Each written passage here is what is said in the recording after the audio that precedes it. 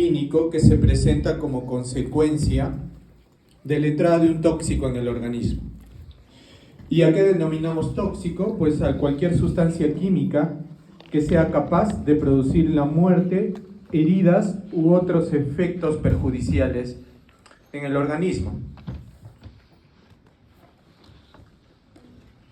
Entonces tenemos dos tipos de intoxicaciones, que son las intoxicaciones accidentales y las intoxicaciones no accidentales, ¿sí?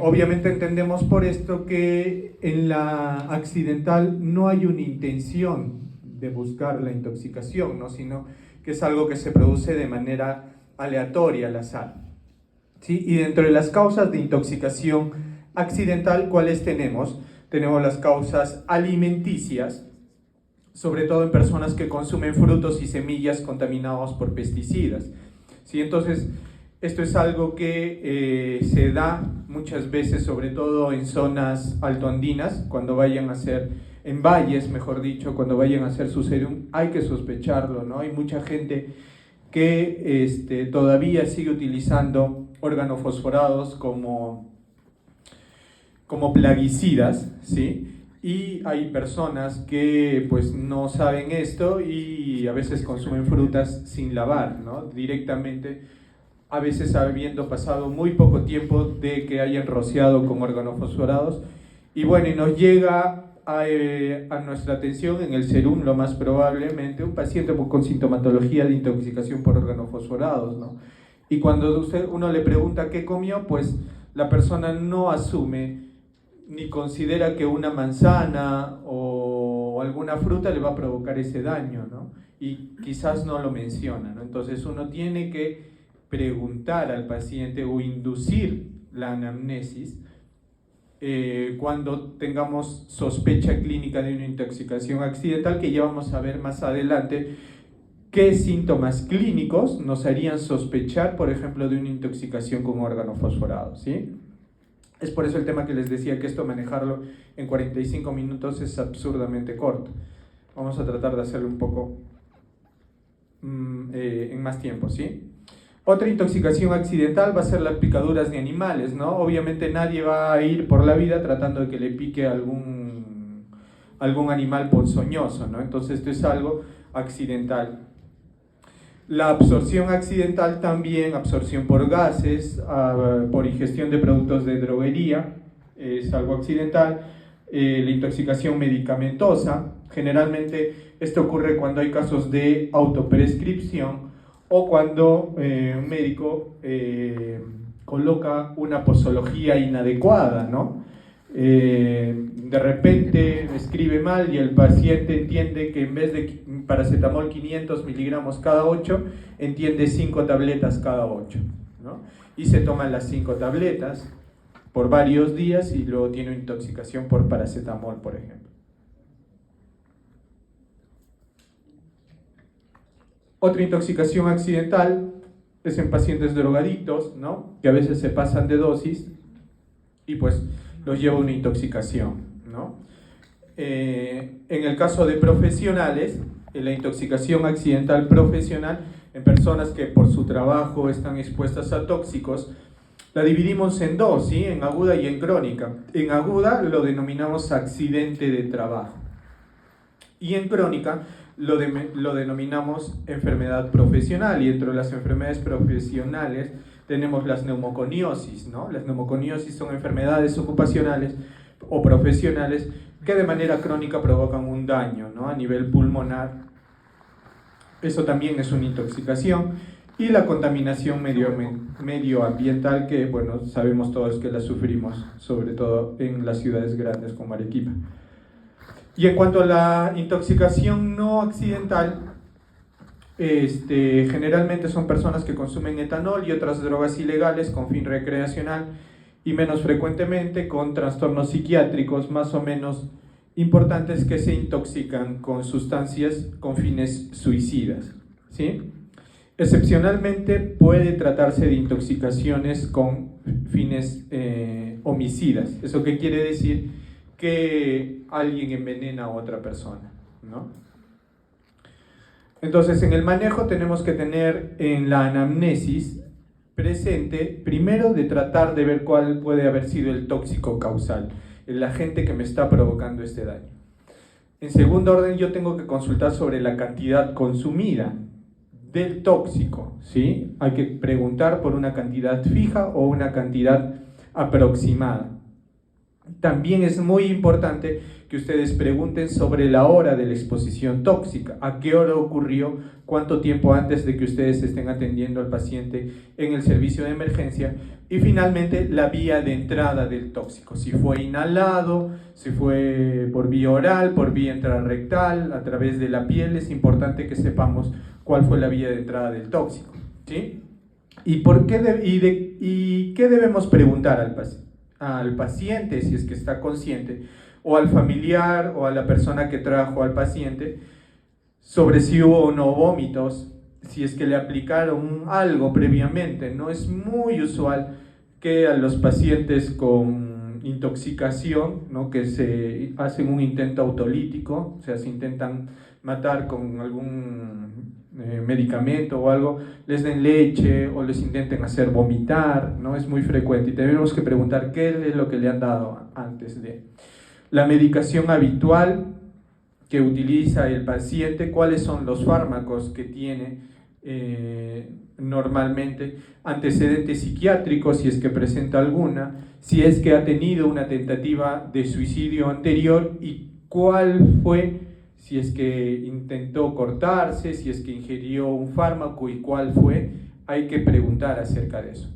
Y luego, cuando nos enfrentamos al difícil reto de diagnosticar una intoxicación en la cual no tenemos ningún familiar y solo nos traen un paciente inconsciente, o sea, no tenemos cómo preguntar qué tóxico, simplemente es un paciente que está inconsciente, sospechamos una intoxicación, pero no sabemos qué más.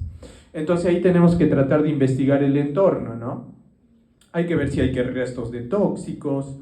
Bueno, si alguno de ustedes ha visto House, bueno, algo así tienen que hacer, ¿no? Hay que ir a casa, ver si hay blisters vacíos en el domicilio, jeringuillas, alguna nota de despedida, una estufa encendida en la casa, si es que tiene exposición a un ambiente tóxico. Por ambiente tóxico me refiero a de que hay algún tóxico externo, ¿sí?, ya sea laboral, doméstico, olores, etc.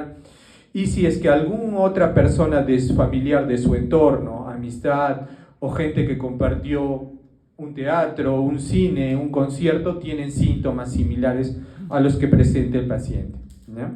Entonces esto es importante que tengamos en cuenta. No se olviden, tóxico, cantidad, hora y vía de ingreso del tóxico, ¿sí? En cuanto a la sintomatología clínica, con fines prácticos, se ha optado por clasificar en 4 tipos de síntomas clínicos del paciente intoxicado. Estos son los 4 tipos, ¿sí? Entonces tenemos el paciente intoxicado cuyo síntoma principal es la disminución del nivel de conciencia. Entonces lo catalogamos de una manera. Tenemos el intoxicado con alteraciones de la conducta, ¿sí? Tenemos el intoxicado cuyo síntoma principal es la presencia de convulsiones generalizadas, ¿sí? Y tenemos al intoxicado consciente, o sea, despierto, que nos indica qué es lo que ha tomado, que a su vez se va a subdividir en varias formas de presentación según sea la predominancia de una u otras manifestaciones clínicas, ¿no? Entonces acá tendremos el síndrome por intoxicación por antidepresivos tricíclicos, por inhibidores de la monoaminoxidasa, etc. Entonces ya es un paciente que está consciente y que vemos la clínica que presenta también de acuerdo al tóxico que ha consumido, ¿sí? En cambio, en los 3 subtipos sintomatológicos previos, generalmente tenemos un paciente que no nos va a dar datos de lo que ha consumido, ¿no? Entonces, como no nos da datos, nosotros tenemos que sospechar el tipo de intoxicación en virtud de la clínica que pueda presentar mi paciente, ¿no? Entonces, para facilitarnos el conocimiento de eso, se recomienda que subdividamos a los pacientes según el síntoma predominante, ya sea que su síntoma predominante es disminución del nivel de conciencia, alteración de la conducta o un cuadro compulsivo. En cuanto a las exploraciones complementarias del paciente, el análisis toxicológico, que lamentablemente no está disponible en la mayoría de centros médicos en el país, nos confirma el diagnóstico clínico y va a ser útil en estas dos circunstancias, ¿sí? Para averiguar el agente causal de un coma tóxico, ¿no? El ejemplo que les puse, el paciente inconsciente en el cual es traído por los bomberos sin ningún familiar y no sabemos qué le pasó, simplemente está inconsciente, ¿sí? Y en el cual ni la anamnesis ni la exploración física nos orientan a un cuadro particular.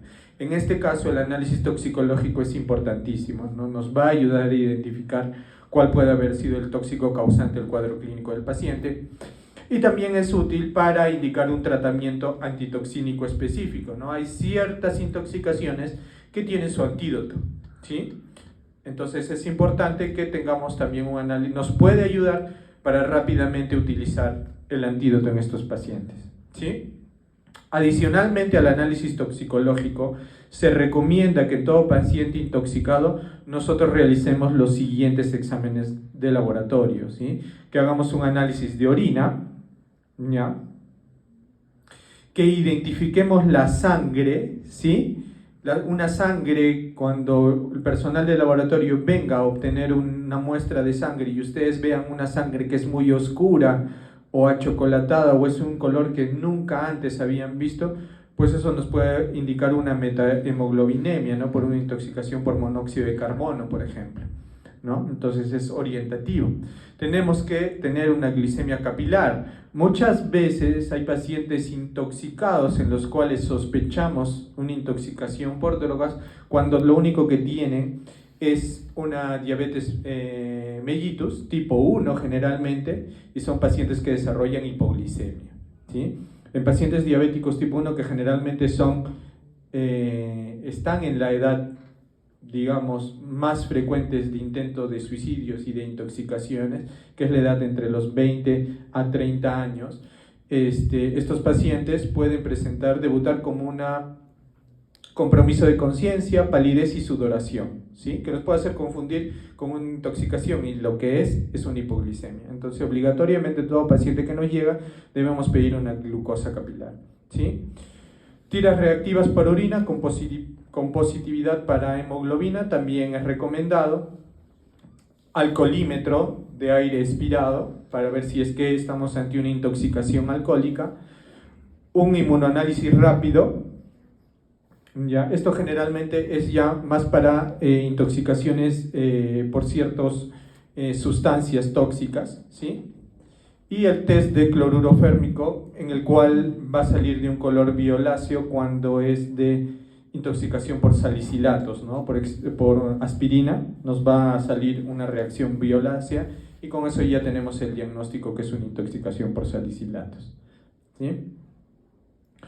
Luego, ya yendo a la parte que nos compete de terapéutica, en un paciente en general tengo que dar unas medidas para todos, independientemente del tipo de intoxicación que tengamos, básicamente que es mantener las funciones vitales. ¿Sí? Tenemos que controlar presión arterial, pulso, frecuencia respiratoria, saturación de oxígeno, debemos hacer el ABCD, ¿sí? Garantizar que tenga una vía aérea permeable, porque estos pacientes, pues en su mayoría, como ya hemos visto, tienen algún compromiso de sensorio, ¿no? Debemos identificar el patrón respiratorio. Muchas de las intoxicaciones que les estoy mencionando, pues cursan con acidosis metabólica, ¿no? Y ya sabemos que la acidosis metabólica puede provocar alteraciones en el patrón respiratorio, ¿no? Nos puede dar una respiración de Kussmaul o en algunos casos muy raros Cheyne-Stokes, pero tenemos que identificar el tipo de respiración, ¿sí? Y también es importante obtenerle un AGA, ¿no? Con el AGA vamos a confirmar o no la presencia de una acidosis metabólica. Debemos también evaluar el estado circulatorio del paciente con monitoreo permanente de la presión arterial y el electrocardiograma para ver alteraciones, ¿no? Hay algunas drogas, como por ejemplo pueden ser la mitriptilina, que cuando hay una intoxicación me produce alteraciones electrocardiográficas típicas, ¿no? El cual yo las identifico y fácilmente puedo llegar a un diagnóstico del tipo de intoxicación que tiene mi paciente. Entonces, de manera preferente debemos hacer un electrocardiograma, ¿sí? Y hay que evaluar el estado neurológico, ¿no? Mediante ya la conocida escala de Glasgow que tenemos. Hay diferentes escalas, ¿no? Para evaluar el grado de encefalopatía, de compromiso de conciencia, dependiendo de la patología, ¿no? Como por ejemplo el score de Westhaven en caso de pacientes que tienen algún daño hepático, nos ayuda mucho. Pero en general a todo paciente debemos hacer un estado neurológico mediante una evaluación de Glasgow y también un nivel de conciencia. En pacientes, no hace muchos años, pero cuando nosotros atendíamos un paciente que venía probablemente intoxicado, inconsciente, sin familiares y no sabíamos qué era, pues se recomendaba lo que se llamó en España pauta ciega, ¿no? ¿Qué era la pauta ciega? Dar algo para probar si funciona, ¿no? ¿Y cuál era el combo? Dextrosa, naloxona, flumazenil y tiamina, ¿sí? Glucosa, naloxona, flumazenil y tiamina, todo eso junto, le pasábamos en bolo para evaluar respuesta, ¿no? Si el paciente recobraba o mejoraba un poco su escala de Glasgow. No está recomendado, ya hay muchos protocolos que consideran que no es apropiado dar un tratamiento, digamos, tan a la ligera sin tener datos clínicos ni exámenes más adecuados, como por ejemplo un estudio toxicológico, ¿no? Entonces poco a poco ya se está dejando de utilizar estos llamados combos que decían algunos. Otra medida general es la evacuación del tóxico en cuanto tengamos la posibilidad de hacerlo, ¿no? Entonces se recomienda que si un tóxico tiene una vía de entrada mediante las conjuntivas, pues ¿qué debemos de hacer? Hacer un lavado conjuntival con suero fisiológico, ¿sí? ¿Ya? Suero fisiológico por 15 a 20 minutos, ¿ya? Durante 15 a 20 minutos hacer un lavado conjuntival con suero fisiológico. Bueno, esto es algo que vamos a tener todos, independientemente del lugar donde nos encontremos laborando, ¿sí? En el caso de que el paciente la vía de intoxicación haya sido por vía rectal, pues se recomienda hacer enemas de limpieza, ¿ya? Se recomienda 2 a 3 enemas saldinos con agua tibia, ¿sí? Para ayudar a evacuar el tóxico. En el caso de que la intoxicación haya sido por vía cutánea, se recomienda el retiro de la ropa, toda la ropa, hay que retirarle al paciente, proceder al lavado con agua y jabón abundante y colocarle nueva ropa, ¿sí? Y la vía digestiva, que es el 90% de los casos y es la que debemos conocer mejor, pues la vamos a ver a continuación, ¿sí? Y tenemos varios tipos de descontaminación digestiva, ¿sí? El primero es la inducción al vómito. ¿Qué hay sobre inducir al vómito? ¿Sí? Se recomienda siempre que no transcurra más de 3 a 4 horas y que el tóxico tenga nula afinidad por el carbón activado. En buena cuenta, ¿qué quiere decir esto? Que la única razón para indicar una inducción al vómito en el contexto actual es que sea un tóxico en el cual el carbón activado no sea útil, que francamente son muy pocos en la actualidad. Lamentablemente, ¿cuál es nuestro problema en la realidad? Quizás ustedes todavía no lo han visto, pero en la mayoría de nuestros establecimientos, pienso yo un 80%, no hay carbón activado. Entonces es un limitante muy fuerte, ¿sí? Sin embargo, sí hay contraindicaciones para esta inducción al vómito y contraindicaciones absolutas. ¿Y cuáles son? Cuando la ingestión haya sido por cáusticos, ¿sí? Inducir al vómito en un paciente que es intoxicado por cáusticos me va a provocar mayor compromiso a nivel esofágico, ¿no? cuando han consumido petróleos. En el caso de una paciente embarazada está contraindicado inducirle al vómito, y en casos de pacientes que estén con shock, ¿sí? ¿Y cuál es el inductor del vómito? Es un medicamento que se llama el jarabe de ipecacuanha.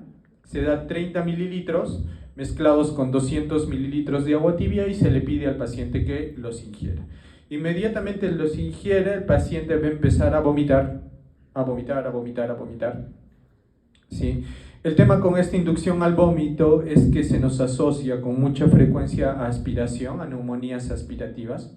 Por tanto, siempre queda relegado a segundo plano porque tenemos el carbón activado, ¿no? Entonces, ya la inducción al vómito prácticamente ya no se realiza, pero es importante que la conozcamos, ¿sí? El aspirado y lavado gástrico, ¿sí? En cuanto al aspirado y lavado gástrico, pues hay mucha controversia, ¿no? Hay metaanálisis muy bien estructurados y realizados que indican que el aspirado y lavado gástrico lo que hace, al contrario de mejorar la sobrevida del paciente, es empeorarla, ¿no? Entonces hay muchos centros y protocolos que ya no indican los aspirados y lavados gástricos, o si es que los indican, en muy pocos casos puntuales, ¿sí? El problema con este aspirado era de que solamente, como les decía, gracias a la información, antes, hace 10 años, 15 años atrás en el Perú, religiosamente a todos los pacientes se les hacía aspiración y lavado gástrico. A todos, era una indicación absoluta del 100%. Año a año, con las investigaciones que les comento que se han venido realizando, poco a poco hemos ido dejando este hábito, ¿sí? Y por ejemplo, en un paciente con algún grado de compromiso de conciencia, definitivamente no lo podemos hacer actualmente. Solo el paciente tiene que estar o consciente, Glasgow 15, o ya intubado. Pero con un paciente con un compromiso de conciencia y que no esté intubado, estará contraindicado hacer un lavado gástrico. Ahora, sí se puede realizar en un paciente en shock, ¿ya? Se recomienda en algunos casos después de haber dado una sustancia no absorbible como el carbón activado, ¿sí? ¿Ya? Y también se recomienda, al igual que la inducción al vómito, en algunos tóxicos en los cuales no funcione el carbón activado, como por ejemplo el carbonato de litio, que es un medicamento antipsicótico, ¿sí? O el sulfato de hierro, que utilizamos para corregir la anemia. Cuando se consumen cantidades altas estos dos medicamentos, el carbón activado no tiene efecto, ¿no? Entonces aquí sí es una indicación para el aspirado y lavado gástrico. En estos casos, o sea, como pueden ver, son muy pocos. ¿Y cuáles son las contraindicaciones de este procedimiento? Pues la sospecha de un abdomen agudo quirúrgico, si el paciente ha tenido una cirugía digestiva alta reciente, si el paciente tiene alguna coagulopatía o una estenosis esofágica previa, si es que ha ingerido algún cáustico o sustancia corrosiva, si tiene una fractura de base de cráneo, rotura de huesos de la cara y taponamiento nasal. En estos últimos tres casos, fractura de base de cráneo, rotura de huesos de la cara y taponamiento nasal, se recomienda la vía orogástrica, ¿sí? Porque normalmente este tipo de lavado se realiza por vía nasogástrica, es la vía usual, ¿sí? Básicamente consiste en colocarle una sonda nasogástrica, la más ancha que tengamos. Esa sonda nasogástrica, el lumen proximal, el orificio de entrada, se coloca un embudo y ese embudo se echa agua tibia, más o menos unos 3 a 5 litros de agua tibia, y se espera que el paciente vomite ese líquido que está entrando, vomite el tóxico que ha consumido, ¿no? Entonces en nuestro medio generalmente se utilizaba, cuando lo utilizábamos para algunos órganos fosforados o algunas pastillas, pues se utilizaba hasta 8 o 10 litros, ¿no?, de agua tibia. Luego tenemos los catárquicos, ¿sí? Los catárquicos son un tipo de descontaminación digestiva en los cuales provocaban la eliminación más rápida del tóxico o del complejo carbón activado tóxico del tracto intestinal. están contraindicados si existe ingesta de cáusticos, ¿ya? ¿Cuáles son los tipos de catárquicos? Tenemos dos, el hidróxido de magnesio, más conocido como leche de magnesia, y el sorbitol al 70% o el manitol al 20% por vía oral a una dosis de 1 mililitro por kilo. ¿Qué hacen estos medicamentos? Provocan diarrea, ¿ya? Entonces, en este caso se recomienda esto asociado al carbón activado, porque lo que hace el carbón activado es unirse al tóxico. El carbón activado se une al tóxico y impide que haga su efecto. Pero este carbón tiene que ser eliminado, porque también puede provocar efectos nocivos si permanece mucho tiempo en el tracto digestivo.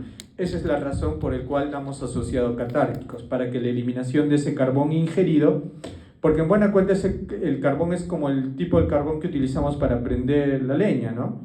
Entonces tenemos que eliminarlo en nuestro tracto digestivo. Entonces los catárquicos también han venido actualmente en lugares donde se utiliza carbón activado, los catárticos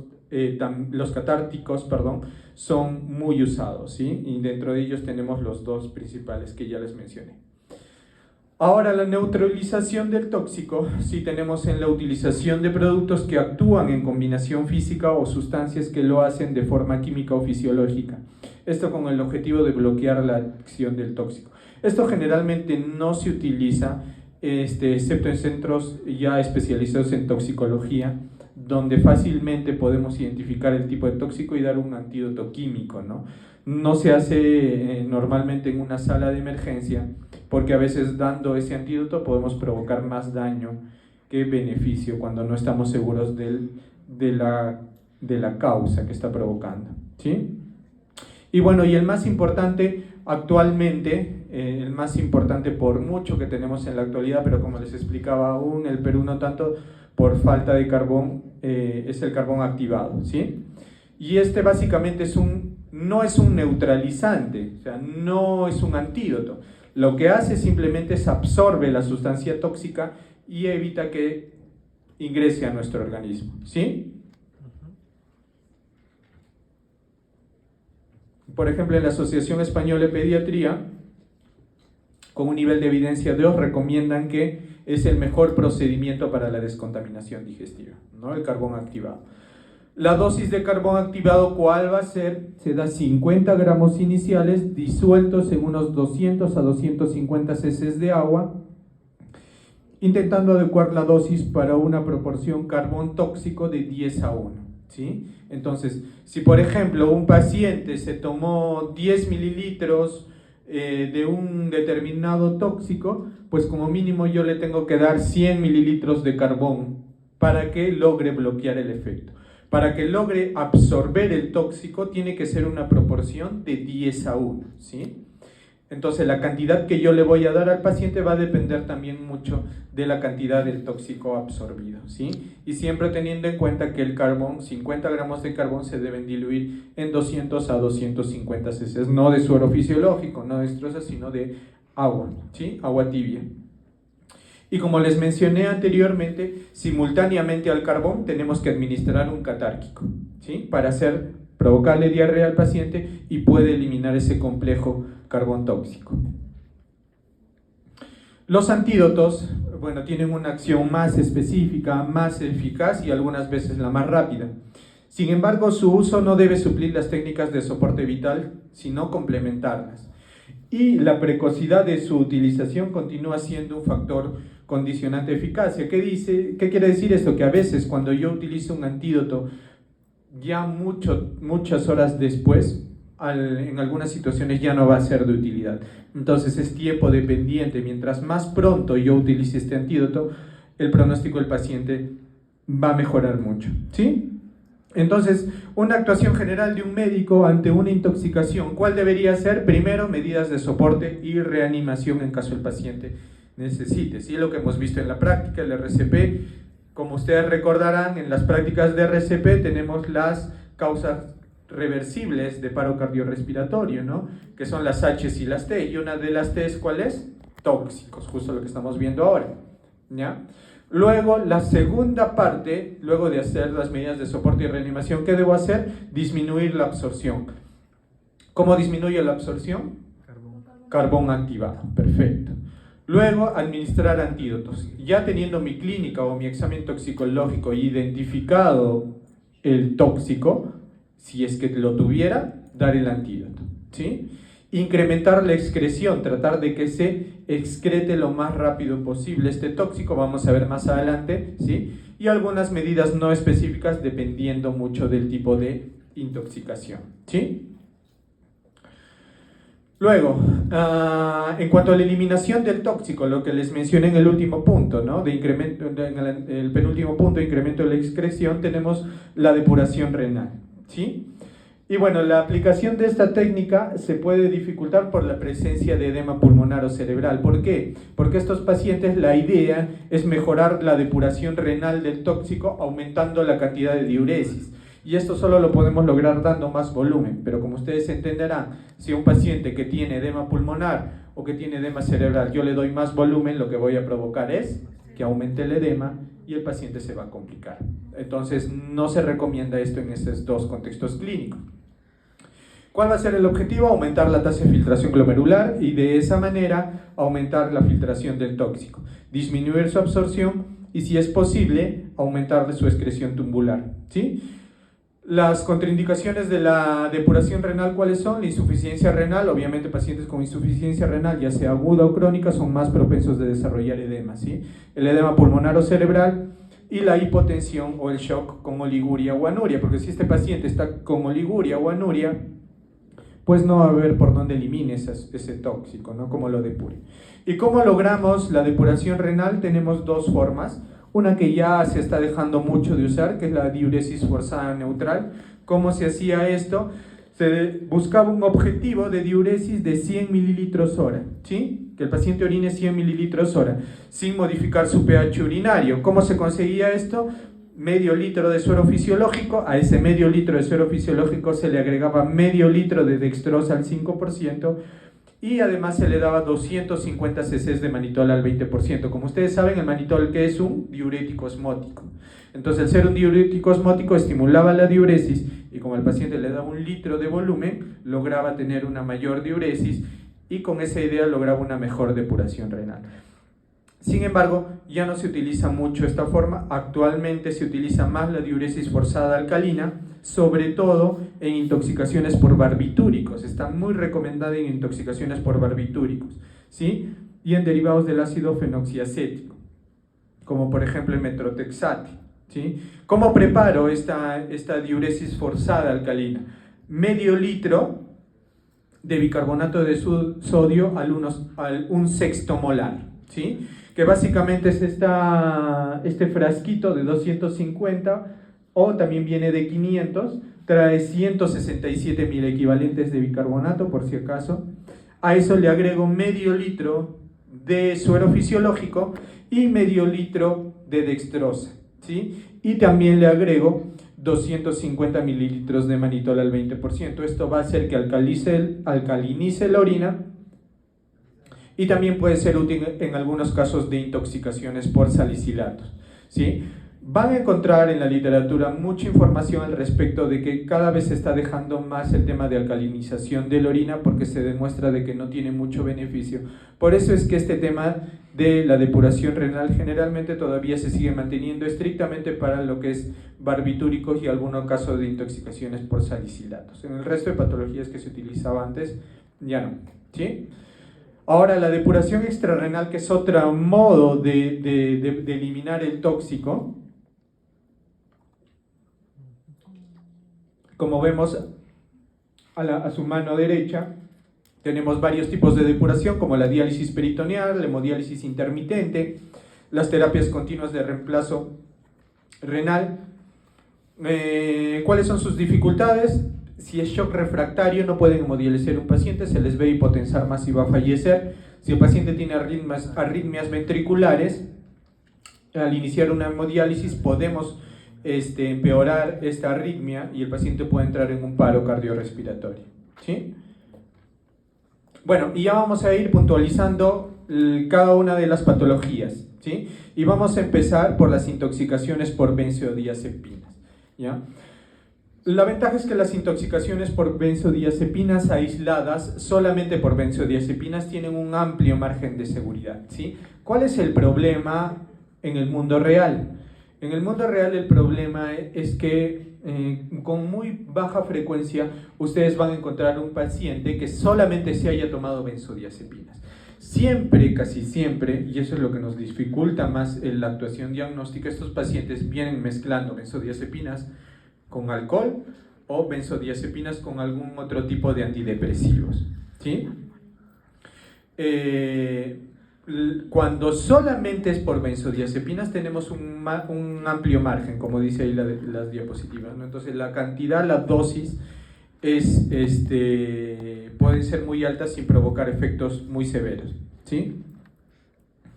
Va a haber una depresión del sistema nervioso central, eso es lo que provocan las benzodiazepinas, y que va a ser oscilante desde una sedación, somnolencia, disartria, ataxia, diplopía, hiporreflexia, estupor, hasta llegar a un coma, ¿sí? Y a dosis ya muy elevadas, el paciente puede tener depresión respiratoria y alteraciones cardiovasculares con hipotensión. En caso de ingestión oral de abundantes pastillas y siempre que el tiempo no sea mayor a 3 horas, se puede recurrir a vaciamiento gástrico, ya sea con lavado, ya sea con inducción al vómito, y lo mejor con carbón activado y catárquico, ¿sí? Las benzodiazepinas sí son absorbidas por el carbón activado, entonces eso puede hacer que disminuya la absorción de las mismas, ¿no?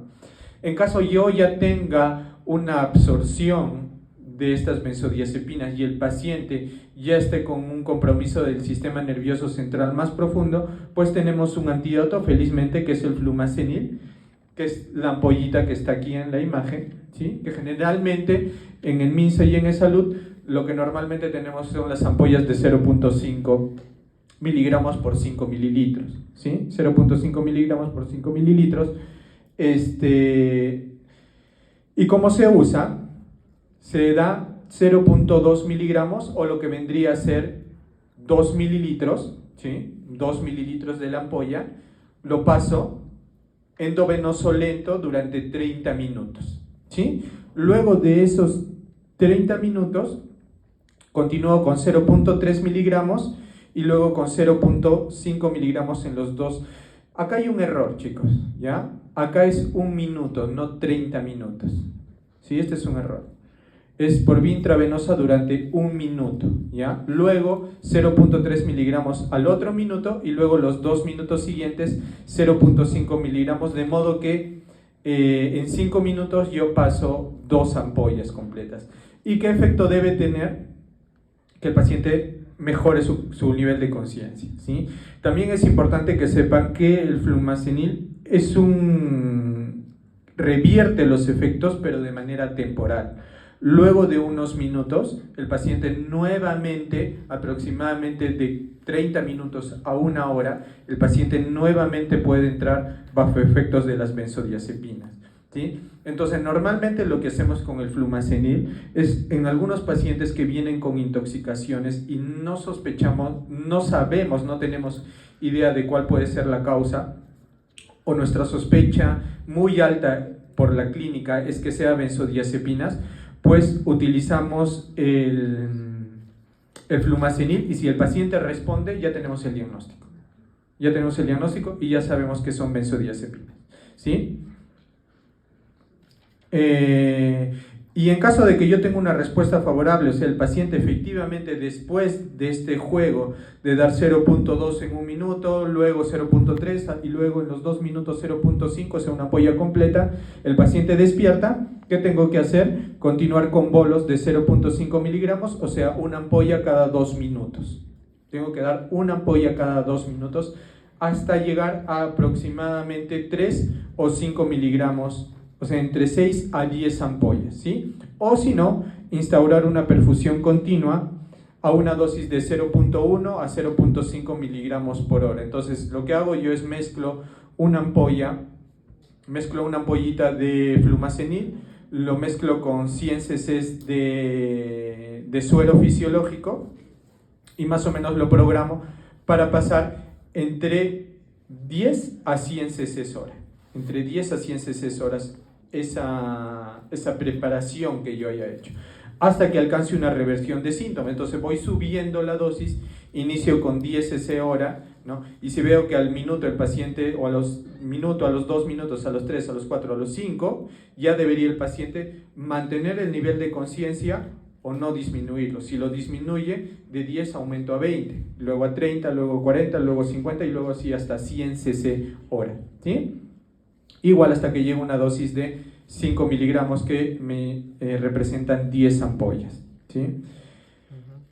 ¿Cuál es el mayor riesgo de utilizar flumazenil? Me puede provocar convulsiones. O sea, el flumazenil, que si bien es cierto es un antídoto, me podría provocar como efecto adverso que el paciente convulsione. Entonces debemos tener cuidado con eso.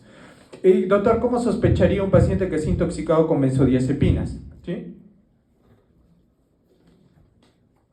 Generalmente estos pacientes tienen reflejo pupilar lento a la luz. Lento a la luz. Ustedes ven pupilas y el reflejo fotomotor es muy enlentecido, va muy lento.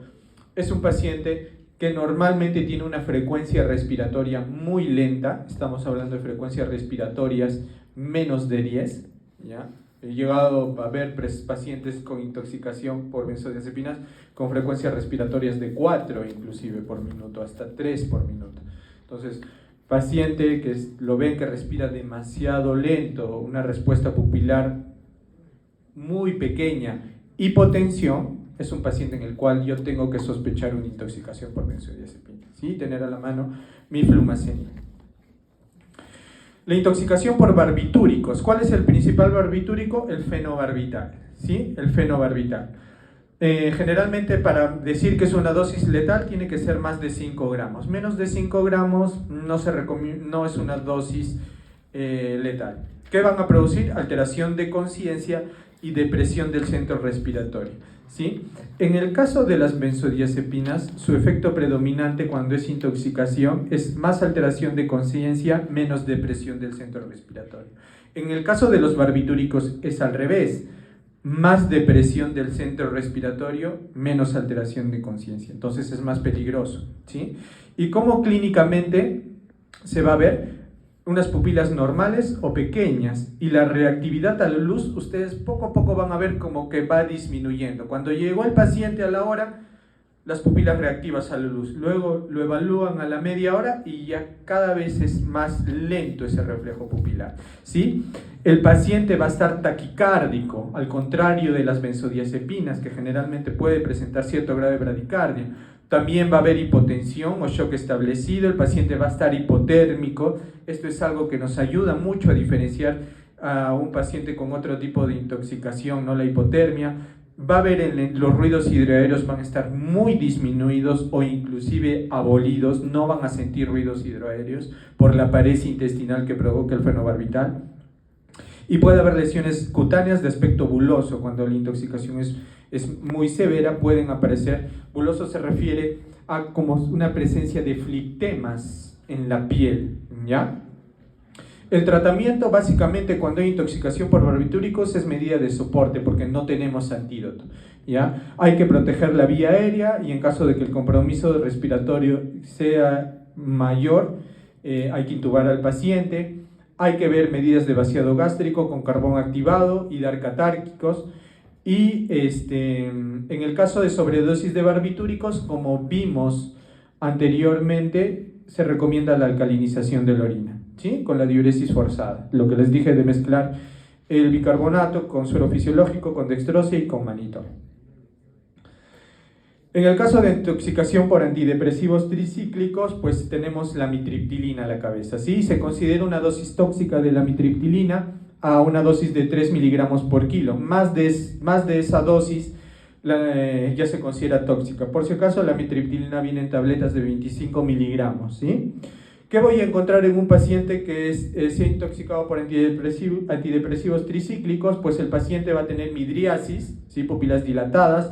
Secundario a estas pupilas dilatadas, la visión va a estar borrosa, la boca va a estar seca, el paciente va a estar taquicárdico, con temblores, un hilio paralítico, retención gástrica y urinaria. El paciente puede tener globo vesical, ¿sí? Y en cuanto al cuadro neurológico, el paciente puede tener alucinaciones, Va a estar confuso, agitado, disártrico, puede presentar mioclonías, convulsiones y coma. ¿Ya?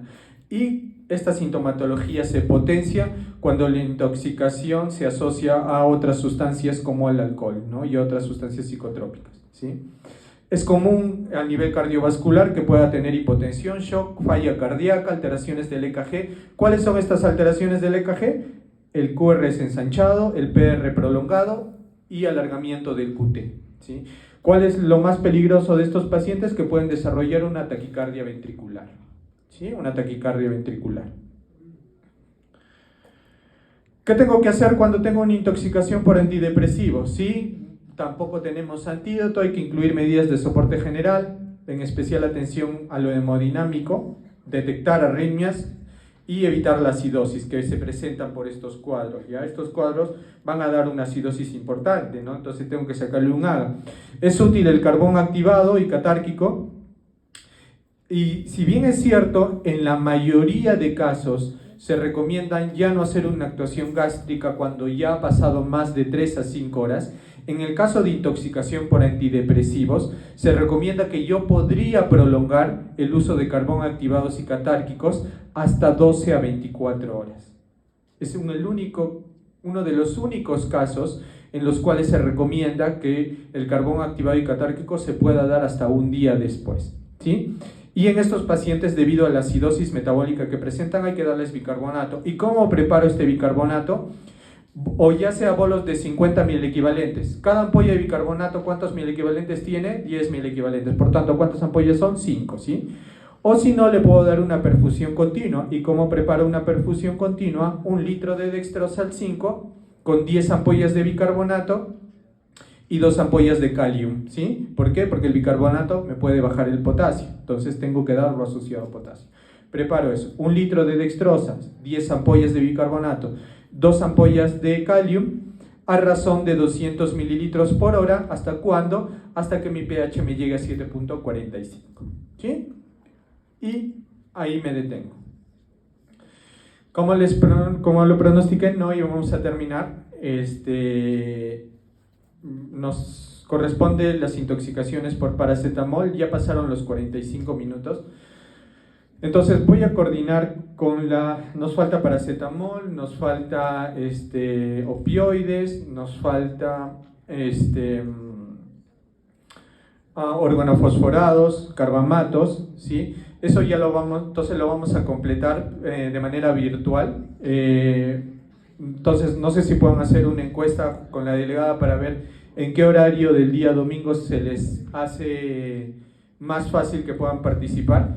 Yo creo que será una media hora lo que nos resta, y ya completamos lo que corresponde a la clase, porque lo hubiera pasado muy rápido o sin darles algunos detalles muy puntuales, pero la idea es que salgan de la clase sabiendo bien esto, ¿sí? Entonces, por favor, me confirma.